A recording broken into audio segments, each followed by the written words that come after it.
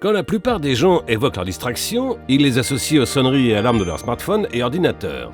Mais les études montrent que seulement 10% du temps passé à consulter un téléphone vient d'une notification ou d'une sonnerie. Alors, à quoi correspondent les 90% restants ?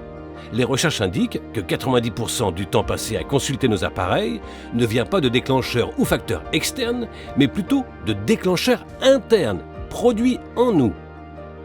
Que sont ces déclencheurs internes ? Ils correspondent à un mal-être émotionnel auquel nous cherchons à échapper. Le désir d'échapper à tout mal-être est à l'origine de la quasi-totalité de nos comportements. Par exemple, si on se sent seul, on regarde Facebook. Si on n'est pas sûr, on cherche sur Google.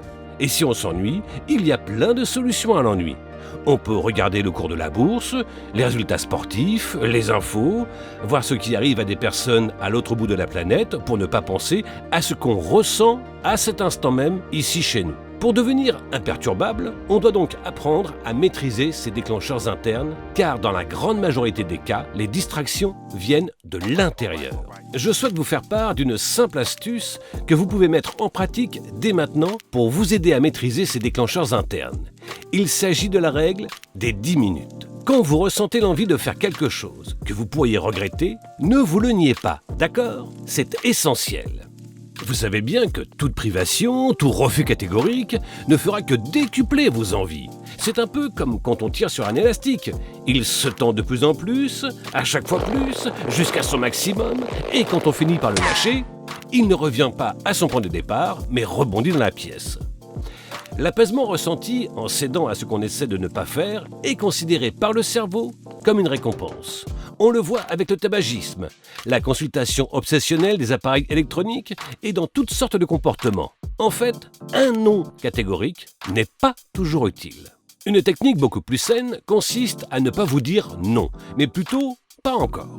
Et pour être plus spécifique, à vous dire que vous pouvez céder à n'importe quelle distraction qui vous tente, mais dans 10 minutes. J'aimerais vous parler d'un exemple personnel. J'ai écrit 2 best-sellers et publié des milliers d'articles dans la Harvard Business Review et le New York Times. Et je peux vous dire qu'écrire n'a jamais été facile pour moi. C'est une corvée. Quand j'écris, je n'ai qu'une envie, faire des recherches sur Google, consulter mes emails ou aller sur les réseaux sociaux, car c'est un travail pénible, ennuyeux, stressant et ardu. J'ai tout un tas de déclencheurs internes que je cherche à fuir, mais je sais que je dois me mettre au travail. Alors voici ce que je fais. Je mets le minuteur sur 10 minutes. Je pose mon téléphone et je choisis entre reprendre ma tâche et me remettre à écrire ou faire ce que les psychologues appellent surfer sur la vague de nos envies. Surfer sur la vague de nos envies signifie reconnaître que ces déclencheurs internes, ces états émotionnels déplaisants, sont comme des vagues atteignant une crête avant de passer par un creux. Pouvoir surfer sur ces vagues, ces envies, comme un surfeur sur sa planche, c'est un moyen de maîtriser ces déclencheurs internes, pour que ce ne soit pas eux qui nous dominent. Il m'arrive souvent de m'asseoir et de me parler tout seul, comme avec un bon ami, pendant 10 minutes. Qu'est-ce que je ressens en cet instant ? D'où viennent ces déclencheurs internes ? Ah, c'est parce que je veux vraiment faire du bon travail et écrire un super article. C'est donc une bonne chose de me sentir comme ça. Dans mon livre et mon cours, je vous apprends à faire ce travail de dialogue interne comme si vous parliez à un ami, afin de franchir vos envies comme un surfeur sur sa planche. Et c'est là que le miracle se produit. Si vous avez la patience d'attendre 10 minutes, vous verrez que 9 fois sur 10, quand le temps imparti touchera à sa fin, vos envies auront disparu. Et sinon, pas de problème. Allez-y, cédez, car à la longue, cette règle des 10 minutes deviendra celle des 11 minutes, puis peut-être des 15 minutes, et ensuite celle des 20 minutes. Et mettant cette technique en pratique, vous renforcerez votre capacité à vaincre vos distractions et à maîtriser ces déclencheurs internes pour devenir imperturbable.